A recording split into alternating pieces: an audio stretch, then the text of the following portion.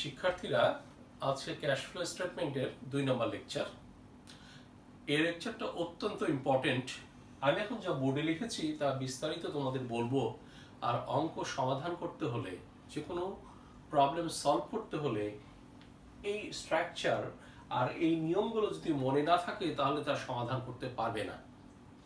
আমি প্রথম লেকচারে বলেছিলাম যে ক্যাশ ফ্লো 3টা অ্যাক্টিভিটির সাহায্যে উপস্থাপন করা হয়। 3টা অ্যাক্টিভিটি, 1 অপারেটিং, 2 ইনভেস্টিং, 3 ফাইন্যান্সিং। তো আমরা দেখি cash flow statement indirect method. আমি আজকে যে স্ট্রাকচারটা দিচ্ছি সেটা ইনডাইরেক্ট মেথডের। ডাইরেক্ট মেথডের স্ট্রাকচারটা একটু ভিন্ন হবে। প্রথমে আমি বলেছিলাম operating activity, investing activity, financing activity. Operating activity প্রথমে লিখবো। এখানে কি হবে, কি কি আইটেম আমরা এখানে বসাবো। প্রথম হচ্ছে net profit oblique net loss. Operate মানে পরিচালনা করা। একটা প্রতিষ্ঠান পরিচালনা করার পরে বছর শেষে হয় প্রফিট হবে অথবা লস হবে, যে কোনো একটা হবে। যদি প্রফিট হয় তাহলে যোগ, আর লস হলে বিয়োগ। এরপর আসো, একটা প্রতিষ্ঠানের নিট প্রফিট বা নিট লস প্রতিষ্ঠানে কি পরিমাণ ক্যাশ আছে তা নির্দেশ করে না। যে পরিমাণ প্রফিট হয়েছে তার চেয়ে বেশি ক্যাশ থাকতে পারে অথবা কম থাকতে পারে, আর লস হলেই যে প্রতিষ্ঠান থেকে ক্যাশ শূন্য হয়ে যাবে এই কথাও বলা যাবে না। তাই আমরা কি পরিমাণ ক্যাশ আছে বা কি পরিমাণ ক্যাশ চলে গেছে সেটা আমরা কিছু সমন্বয়, কিছু অ্যাডজাস্টমেন্টের মাধ্যমে বের করে নিব।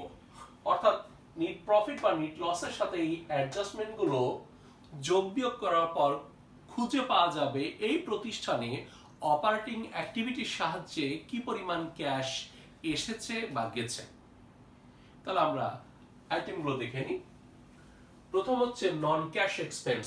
এর আগে প্রথম ক্লাসে আমি নন ক্যাশ এক্সপেন্স সম্পর্কে বলেছি। নন ক্যাশ এক্সপেন্স দুইটা, একটা ডেপ্রিসিয়েশন এক্সপেন্স, একটা অ্যামোর্টাইজেশন এক্সপেন্স। নন ক্যাশ এক্সপেন্স থাকলে সেটা যোগ করতে হবে। তোমরা খেয়াল করবে, যদি ব্র্যাকেটে থাকে তাহলে বিয়োগ, আর সরাসরি থাকলে যোগ। তাহলে আমরা দেখি নন ক্যাশ এক্সপেন্স যোগ করবে loss on sale of asset. যদি কোনো অ্যাসেট বিক্রি করে লস হয় তাহলে সেটা যোগ করবে। Profit on sale of asset, কোনো অ্যাসেট বিক্রি করে প্রফিট হলে বিয়োগ করবে। Increase in current asset, asset বাড়লে বিয়োগ করবে। আমি বলেছিলাম অ্যাসেট বাড়া মানে হচ্ছে অ্যাসেট আসছে কিন্তু ক্যাশ তো চলে যাচ্ছে। আমরা ক্যাশ ফ্লো স্টেটমেন্ট করছি, ক্যাশের দৃষ্টিতে আমরা চিন্তা করব ক্যাশ এলো না গেল। ক্যাশ যদি চলে যায় তাহলে বিয়োগ, আর এলে যোগ। যেহেতু অ্যাসেট বাড়ছে, অ্যাসেট বাড়ার মানে হচ্ছে তুমি টাকা দিয়ে অ্যাসেট কিনে এনেছো, তার মানে ক্যাশ চলে গেছে, বিয়োগ। অনুরূপভাবে ডিক্রিজ ইন কারেন্ট অ্যাসেট যোগ, ইনক্রিজ ইন কারেন্ট লায়াবিলিটি যোগ, ডিক্রিজ ইন কারেন্ট লায়াবিলিটি বিয়োগ। অর্থাৎ নিট প্রফিট বা লসের সাথে 1, 2, 3, 4, 5, 6, 7 এই 7টা অ্যাডজাস্টমেন্ট, এটা হচ্ছে ম্যাক্সিমাম। পুরাটা থাকবে তা নাও থাকতে পারে। এটা ম্যাক্সিমাম লিখে দিয়েছে, যে কম থাকতে পারে কিন্তু বেশি থাকতে পারে না। এই 7টা অ্যাডজাস্টমেন্ট করার পর এটার সাথে এটা আমরা লেখার পর যদি ফলাফলটা প্লাস হয় তাহলে প্রোভাইডেড, মাইনাস হলে ইউজড। প্লাস হলে আমরা বলবো cash provided by operating activity, minus হলে বলবো cash used by operating activity. খেয়াল করো, আমি এখানে একটা হেডিং লিখেছি। আমি বলেছি নিট প্রফিট মানে বা নিট লস মানে ক্যাশের পরিমাণ নির্দেশ করে না। আমি বলেছিলাম নিট প্রফিট বা নিট লস দ্বারা প্রতিষ্ঠানে কি পরিমাণ ক্যাশ আছে তা নির্দেশ করে না। এর সাথে কিছু অ্যাডজাস্টমেন্ট মানে হয় যোগ অথবা বিয়োগ। তা যোগ বিয়োগের মাধ্যমে কি পরিমাণ ক্যাশ আছে তা আমাদের খুঁজে বের করতে হবে। তা লিখেছি অ্যাডজাস্টমেন্ট টু রিকনসাইল। অ্যাডজাস্টমেন্টস, অনেকগুলো অ্যাডজাস্টমেন্ট টু রিকনসাইল, মিল করার জন্য। Net profit oblique loss, net profit বা লসকে টু নিট ক্যাশ ফ্লো, অর্থাৎ নিট প্রফিট বা লসকে ক্যাশ ফ্লোতে রূপান্তর করার জন্য adjustment provided by operating activity, যা অপারেটিং অ্যাক্টিভিটির সাহায্যে করা হয়ে থাকে। অর্থাৎ অপারেটিং অ্যাক্টিভিটির সাহায্যে ক্যাশের পরিমাণ বের করার জন্য, নিট প্রফিট বা নিট লসকে ক্যাশে রূপান্তর করার জন্য এই অ্যাডজাস্টমেন্টগুলো। সুতরাং এই হেডিংটা তোমরা দিয়ে দেবে। এরপরে আসো cash flow from investing activity. আমি বলেছিলাম ইনভেস্ট মানে প্রতিষ্ঠানের দৃষ্টিতে ইনভেস্টমেন্ট বলতে ফিক্সড অ্যাসেটে বিনিয়োগকে বোঝানো হয়। অর্থাৎ ইনভেস্টিং অ্যাক্টিভিটিতে শুধু ফিক্সড অ্যাসেট আসবে, আর ফিক্সড অ্যাসেট যদি আমরা সেল করি টাকা আসবে, আর পারচেস করলে টাকা যাবে। এই ইনভেস্টিং অ্যাক্টিভিটি খুবই ছোট, শুধুমাত্র এখানে fixed asset. Fixed asset sale করলে টাকা আসবে, পারচেস করলে টাকা যাবে। ফলাফল যদি প্লাস হয় আগের মতো, প্লাস হলে প্রোভাইডেড, মাইনাস হলে ইউজড বাই ইনভেস্টিং অ্যাক্টিভিটি। এখানে লিখেছি O A operating activity, I A investing activity. আমার জায়গার স্বল্পতার জন্য আমি সংক্ষেপে লিখেছি, তোমরা কিন্তু সংক্ষেপে লিখবে না, তোমরা পুরাটাই লিখবে। Cash flow from financing activities, finance মানে অর্থায়ন। একটা প্রতিষ্ঠানে অর্থায়ন হয় মূলধনের সাহায্যে এবং দীর্ঘমেয়াদী ঋণের সাহায্যে। সুতরাং এই দুইটা এখানে আসবে। আমি যদি শেয়ার বিক্রি করি টাকা আসবে না যাবে? টাকা আসবে। সুতরাং ইস্যু অফ কমন স্টক বা লং টার্ম লোন, দীর্ঘমেয়াদী ঋণ গ্রহণ করা হলে বা শেয়ার ইস্যু করা হলে টাকা আসবে প্লাস। রিডিমশন, রিডিমশন মানে পরিশোধ। যদি আমরা ঋণ পরিশোধ করি বা শেয়ার এর মূল্য পরিশোধ করে বাজার থেকে শেয়ার কিনে নিই তাহলে টাকা চলে যাবে, তাহলে মাইনাস। আর বছর শেষে শেয়ার হোল্ডারদের লভ্যাংশ দেওয়া হয়, লাভের পরিমাণ দেওয়া হয়, তাহলে লভ্যাংশ দিলে টাকা চলে যাচ্ছে, মাইনাস। একইভাবে ফলাফল, এই তিনটা ফলাফল প্লাস হলে প্রোভাইডেড, মাইনাস হলে ইউজড। তাহলে প্লাস হলে আমরা লিখব cash provided by financing activity, minus হলে লিখব cash used by financing activity. এরপরে এই 1, 2, 3 এই তিনটা ফলাফল একত্রিত করব। চূড়ান্ত ফলাফল, চূড়ান্ত ফলাফল যদি প্লাস হয় আমরা লিখব ইনক্রিজ ইন ক্যাশ, মাইনাস হলে লিখব ডিক্রিজ ইন ক্যাশ। চূড়ান্ত ফলাফল প্লাস হলে ইনক্রিজ ইন ক্যাশ, মাইনাস হলে ডিক্রিজ ইন ক্যাশ। এর সাথে আমরা বিগিনিং ক্যাশ ব্যালেন্স, তোমাকে যে 2 বছরের ব্যালেন্স শিট দেওয়া থাকবে, অর্থাৎ গত বছরের এবং চলতি বছর, গত বছরের ব্যালেন্স শিটে যে ক্যাশ থাকবে বা গত বছর ব্যালেন্স শিটে যে ক্যাশের ব্যালেন্স দেওয়া আছে ওইটার সাথে ইনক্রিজ বা ডিক্রিজ যোগ করলে যে ফলাফল পাওয়া যাবে তার নাম হচ্ছে এন্ডিং ক্যাশ ব্যালেন্স, অর্থাৎ চলতি বছরের সাথে তা মিলে যাবে। যদি না মিলে তাহলে বুঝবে তোমার অঙ্ক ভুল হয়েছে। অর্থাৎ আমরা অপারেটিং অ্যাক্টিভিটির ফলাফল, ইনভেস্টিং অ্যাক্টিভিটির ফলাফল, ফাইন্যান্সিং অ্যাক্টিভিটির ফলাফল, এই তিনটা ফলাফল একত্রিত করব, করে চূড়ান্ত ফলাফল প্লাস হলে ইনক্রিজ ইন ক্যাশ, মাইনাস হলে ডিক্রিজ ইন ক্যাশ, এর সাথে বিগিনিং ক্যাশ ব্যালেন্স যোগ করলে এন্ডিং ক্যাশ ব্যালেন্স পাওয়া যাবে। অর্থাৎ বিগত বছরের ব্যালেন্স শিটের ক্যাশ যে দেওয়া ছিল সেটা হচ্ছে বিগিনিং, আর যোগ বিয়োগ করলে যেটা পাওয়া যাবে সেটা এই বছরের ক্যাশ ব্যালেন্স এই বছরের সাথে মিলে যাবে। তার মানে অঙ্ক হয়েছে বুঝতে হবে। এবার আসলে এই অঙ্ক করতে গেলে সাপোর্টিং হিসাবে কিছু ওয়ার্কিংস করা প্রয়োজন হয়। তোমরা যদি মনে করো যে ওয়ার্কিংস করবে না, কিছু যায় আসে না, কিন্তু অনেক সময় ওয়ার্কিংস না করলে অঙ্কটা মিলানো কঠিন হয়ে যায়। তাই এই জন্য কিছু ওয়ার্কিংস করা জরুরি আমি মনে করি। আমি আবার বলছি, তোমরা যদি মনে করো ওয়ার্কিংস ছাড়া করবে, কিচ্ছু যায় আসে না, অঙ্ক মিলাতে পারলেই হলো। তবে ওয়ার্কিংস করলে বলা যায় কনফিডেন্টলি অঙ্কটা মিলবেই। তাহলে কি কি ওয়ার্কিংস করবে দেখি আমরা। কোন কোন ক্ষেত্রে লেজার প্রয়োজন? লেজার অর্থাৎ ওয়ার্কিংস এর মাধ্যমে আমরা লেজার করব, অ্যাকাউন্টস করব।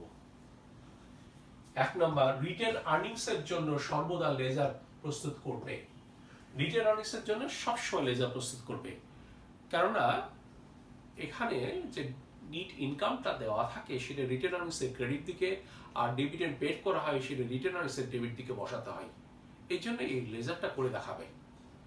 কেননা আমরা জানি যে রিটেন আর্নিংসের যে পার্থক্য হয় সেটা আমরা কখনো ক্যাশ ফ্লোতে বসাই না, আমরা নিট ইনকাম এবং ডিভিডেন্ড ক্যাশ ফ্লোতে বসাই। অর্থাৎ রিটেন আর্নিংসের নামে একটা আইটেম তোমার ব্যালেন্স শিটে দেওয়া থাকবে, অথচ আমি ক্যাশ ফ্লোতে পোস্টিং দিচ্ছি না, তাহলে আমরা কিভাবে সেটা মিলিয়ে দেখবো? এটা আমরা লেজার করে দেখাবো। 2, কোনো অ্যাসেট প্রফিট বা লসে সেল করা হলে, ধরো মেশিনারি বিক্রি করে দিয়েছো, তোমার পুরাতন মেশিনারি ছিল, এখন একটা নতুন মেশিনারি এসেছে, পুরাতনটা বিক্রি করে নতুন একটা কিনেছো। পুরাতনটা বিক্রি করার সময় হয় প্রফিট বা লসে বিক্রি করেছো। আমরা জানি আমরা যখন কোনো কিছু বিক্রি করব হয় লাভ হবে অথবা লস হবে। সমান সমান হওয়ার সম্ভাবনা খুবই কম, হলে আপত্তি নেই, তবে হওয়ার সম্ভাবনা খুবই কম। প্রফিট বা লসে বিক্রি করা হলে ওই অ্যাসেটের জন্য এবং অ্যাকুমুলেটেড ডেপ্রিসিয়েশনের জন্য লেজার তৈরি করতে হবে।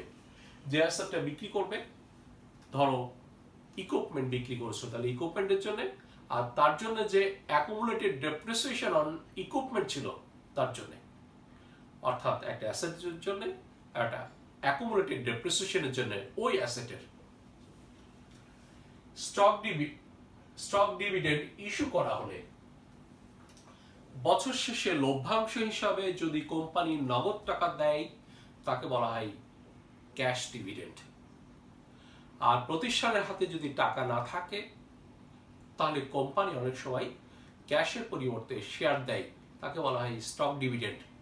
যদি স্টক ডিভিডেন্ড দেয় সেক্ষেত্রে শেয়ার ক্যাপিটালের জন্য আমরা লেজার প্রস্তুত করব। 4, শেয়ার ইস্যু করে যদি অ্যাসেট কেনা হয়, তোমার জমি দরকার বা বিল্ডিং দরকার, তোমার হাতে টাকা নাই, কিন্তু যার জমি আছে বা যার বিল্ডিং আছে তার সাথে চুক্তি করে তাকে শেয়ার দিয়ে শেয়ারের মাধ্যমে কোম্পানির নামে জমি বা বিল্ডিং কেনা হলো। যদি এরকম হয় তাহলে সে অ্যাসেটের জন্য এবং শেয়ার ক্যাপিটালের জন্য লেজার তৈরি করবে, অ্যাসেটের জন্য এবং শেয়ার ক্যাপিটাল বা কমন স্টকের জন্য। কারণ তুমি জানো যে অ্যাসেটটা যখন কেনা হচ্ছে asset debit, share capital credit, asset debit, share capital credit. এখানে কি কোথাও ক্যাশ শব্দটা আছে? ক্যাশ শব্দটা নাই, তার মানে ক্যাশ ফ্লোতে বসাতে পারছো না, তাহলে এই পোস্টিংটা কোথায় দিবে? এই অ্যাডজাস্টমেন্টের কাজ কোথায় হবে? এই অ্যাডজাস্টমেন্টের কাজ আমরা লেজারের মাধ্যমে সম্পূর্ণ করব। শেয়ার ইস্যু করে লং টার্ম লোন যেমন মর্টগেজ বা বন্ড পরিশোধ করা হবে। তোমার কাছে কেউ টাকা পাবে, অর্থাৎ তুমি দীর্ঘমেয়াদী ঋণ নিয়ে রেখেছো, অনেকদিন হয়ে গেছে, সুদ দিতে হচ্ছে প্রতি বছর। কোম্পানি যদি মনে করে যে তারা সুদ দিবে না, তাহলে সেই লোনের বিপরীতে আলোচনা সাপেক্ষে শেয়ার ইস্যু করতে পারে। যদি লোনের বিপরীতে শেয়ার ইস্যু করা হয় তখন আমরা দেখতে পাচ্ছি লোন কমে যাচ্ছে, শেয়ার ক্যাপিটাল বেড়ে যাচ্ছে। সেক্ষেত্রে জার্নাল কি হচ্ছে? লোন ডেবিট, যদি মর্টগেজ হয় তাহলে মর্টগেজ পেয়েবল ডেবিট, যদি বন্ডস হয় তাহলে বন্ডস পেয়েবল ডেবিট, এবং শেয়ার ক্যাপিটাল বা কমন স্টক ক্রেডিট। তাহলে mortgage payable debit, share capital credit বা common stock credit, bonds payable debit, common stock বা শেয়ার ক্যাপিটাল ক্রেডিট। এক্ষেত্রে কি ক্যাশ শব্দটা ব্যবহার করা হয়েছে? হয়নি। তাহলে এই অ্যাডজাস্টমেন্টটা আমাদের ক্যাশ ফ্লোতে বসানো সম্ভব হচ্ছে না, যেহেতু এখানে ক্যাশ লেনদেন হয়নি। তাহলে এই অ্যাডজাস্টমেন্টের কাজ কি হবে? এটা কি হিসাব থেকে বাদ পড়বে? এটা কিভাবে পোস্টিং দিবে? তুমি যদি মনে করো যে এটা পোস্টিং না দিলেও ক্যাশ ফ্লো মিলবে, অবশ্যই মিলবে, কিন্তু এটার পোস্টিং তো ছাড়া পড়ে গেল। সেক্ষেত্রে আমি মনে করি এটা লেজারের মাধ্যমে উপস্থাপন করা দরকার, লং টার্ম লোনের ডেবিট দিকে, শেয়ার ক্যাপিটাল ক্রেডিট দিকে। তাহলে দেখা যাচ্ছে যে লেনদেনের ফলে নগদ টাকা আসে না বা যায় না, কিন্তু একটা অ্যাডজাস্টমেন্ট দেওয়া আছে বা কিছু অ্যাডজাস্টমেন্ট দেওয়া আছে, যে অ্যাডজাস্টমেন্টের ফলে নগদ টাকা আসছে না বা যাচ্ছে না, কিন্তু অন্য হিসাবগুলো প্রভাবিত হচ্ছে। সেক্ষেত্রে তার লেজারের মাধ্যমে ওয়ার্কিংস করে লেজারের মাধ্যমে উপস্থাপন করাটাই উত্তম আমি মনে করি। এরপরে আসো এই চ্যাপ্টারের সবচেয়ে বড় সমস্যা, অ্যাসেট লাভে বা লসে বিক্রি করা হলে এটা আমরা কিভাবে সমাধান করব। তো এটা সমাধান করার জন্য কিছু টার্মস জানা দরকার, যেমন বুক ভ্যালু। বুক ভ্যালু কিভাবে বের করবে? অ্যাসেটের কস্ট থেকে অ্যাকুমুলেটেড ডেপ্রিসিয়েশন বাদ দিলে বুক ভ্যালু হবে। বুক ভ্যালু কত? Cost minus accumulated depreciation. এরপর অ্যাসেট বিক্রি করে লাভ হলো না লস হলো কিভাবে বের করবে? এই বুক ভ্যালুর সাথে সেলস প্রাইস তুলনা করবে। যদি সেলস প্রাইস বড় হয়, তাহলে প্রফিট, কিন্তু সেলস প্রাইস যদি ছোট হয় অর্থাৎ বুক ভ্যালু বড় হয়ে গেছে তাহলে লস। তাহলে সেলস প্রাইসের সাথে বুক ভ্যালু তুলনা করে সেলস প্রাইস বড় হলে প্রফিট, ছোট হলে লস। একটা উদাহরণ দেই, একটা ইকুইপমেন্টের মূল্য ছিল, কস্টিং ছিল 18,000 টাকা, তার বুক ভ্যালু হচ্ছে 12,000 টাকা, বিক্রি করেছো 8,500 টাকায়। তো এটা আমরা কিভাবে সমাধান করব? সলিউশন, আমরা দেখি কস্ট 18,000, বুক ভ্যালু 12,000, তাহলে অবশ্যই অ্যাকুমুলেটেড ডেপ্রিসিয়েশন 6,000। কস্ট যদি 18,000 হয়, বুক ভ্যালু যদি 12,000 হয়, তাহলে বাকি 6,000 কি? আমরা জানি book value equal to cost minus accumulated depreciation, তাহলে বাকি 6,000 অবশ্যই অ্যাকুমুলেটেড ডেপ্রিসিয়েশন। এবার আসো এই 12,000 টাকা সম্পত্তি, আমি বলেছি বুক ভ্যালুর সাথে, এই বুক ভ্যালুর সাথে সেলস প্রাইস তুলনা করবে। সেলস প্রাইস ছোট হয়েছে, সেলস প্রাইস 8,500, লস 3,500। এখন এটা কিভাবে পোস্টিং দেবে? আমি বলেছিলাম কোন অ্যাসেট প্রফিট বা লসে সেল করা হলে দুটি লেজার বা অ্যাকাউন্ট প্রস্তুত করবে, একটা অ্যাসেটের জন্য, একটা অ্যাকুমুলেটেড ডেপ্রিসিয়েশনের জন্য। তাহলে এই ইকুইপমেন্ট তুমি বিক্রি করেছো, তাহলে ইকুইপমেন্টের জন্য এবং অ্যাকুমুলেটেড ডেপ্রিসিয়েশন ইকুইপমেন্ট লেজার প্রস্তুত করো। তোমার সম্পত্তির মূল্য ছিল 18,000, তোমাকে 18,000 টাকা হিসাব থেকে বাদ দিতে হবে। 18,000 টাকার সম্পত্তি বিক্রি করেছো, হিসাব থেকে 18,000ই বাদ দিতে হবে। কিভাবে? এর মধ্যে 8,500 টাকা হচ্ছে সেলস প্রাইস, 3,500 টাকা লস এবং 6,000 টাকা অ্যাকুমুলেটেড ডেপ্রিসিয়েশন। এই কটা যোগ করে দেখো 18,000ই হচ্ছে। এই তিনটা যোগফল 18,000 টাকা হবে। অ্যাসেট বিক্রি করেছো, অ্যাসেটের মূল্য কমে গেছে, অ্যাসেট ডেবিট, ডেবিট কমলে ক্রেডিট, অর্থাৎ অ্যাসেটের ক্রেডিট দিকে তুমি 18,000 টাকা বসাও। কিভাবে? 8,500 টাকা সেলস প্রাইস, 3,500 টাকা লস আর অ্যাকুমুলেটেড ডেপ্রিসিয়েশন 6,000। অ্যাডজাস্টমেন্ট মানেই আরেকবার পোস্টিং দিতে হবে। বাকিগুলো কোথায় পোস্টিং দিব? 8,500 টাকার অ্যাসেট বিক্রি করেছো, ইকুইপমেন্ট ফিক্সড অ্যাসেট, তাই এটা investing activity, fixed asset, sale of fixed asset. 3,500 টাকা লস হয়েছে, লাভ loss operating activity, loss on sale of asset. 6,000 টাকা অ্যাকুমুলেটেড ডেপ্রিসিয়েশন, এই 6,000 টাকা অ্যাকুমুলেটেড ডেপ্রিসিয়েশনের ডেবিট দিকে বসিয়ে দাও। অ্যাসেট বিক্রি করার সাথে সাথে অ্যাকুমুলেটেড ডেপ্রিসিয়েশনের পরিমাণ কমে যাবে।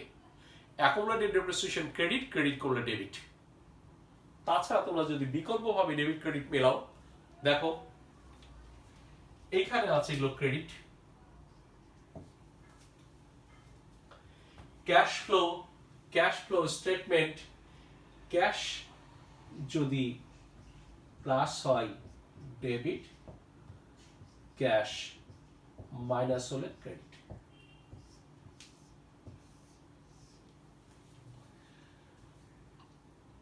সাড়ে 8,000, 3,500, 6,000, 18,000 টাকা ক্রেডিট করা হয়েছে, এখন 18,000 টাকাকে ডেবিট করতে হবে। 8,500 ক্যাশ সেলস করা হচ্ছে ইনভেস্টিং অ্যাক্টিভিটি, ইনভেস্টিং অ্যাক্টিভিটিতে এটাকে প্লাস করা হয়েছে, তারপরে ডেবিট। লসকে অপারেটিং অ্যাক্টিভিটিতে প্লাস করা হয়েছে, প্লাস মানে ডেবিট।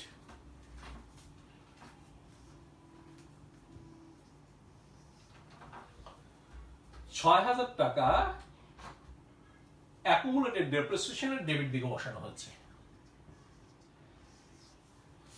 তাহলে 1টা 2টা 3টা ডেবিট 3টা ক্রেডিট, অঙ্ক মিলতে বাধ্য। সুতরাং আমি বলতে যাচ্ছি শিক্ষার্থীদের যে তোমরা এই ক্লাসটা খুব ভালোভাবে মনোযোগ দিয়ে করবে, শিখবে। আমরা ইনশাল্লাহ যে কোনো অঙ্ক সহজে সমাধান করতে পারবো। আজকের মতো এখানেই, পরের ক্লাসে আমি একটা এক্সাম্পল নিয়ে হাজির হব। ততক্ষণ তোমরা এই প্রথম লেকচার এবং দ্বিতীয় লেকচার স্টাডি করতে থাকো। আমি বলেছিলাম ক্যাশ ফ্লো একটা অত্যন্ত জরুরি চ্যাপ্টার। তুমি যদি অ্যাকাউন্টিং স্টুডেন্ট হয়ে থাকো এবং অ্যাকাউন্টিং নিয়ে ক্যারিয়ার গড়তে চাও, তাহলে ক্যাশ ফ্লো অবশ্যই জরুরি এবং অত্যন্ত জরুরি। আজকের মতো আল্লাহ হাফেজ, পরের ক্লাসের জন্য অপেক্ষা থাকো।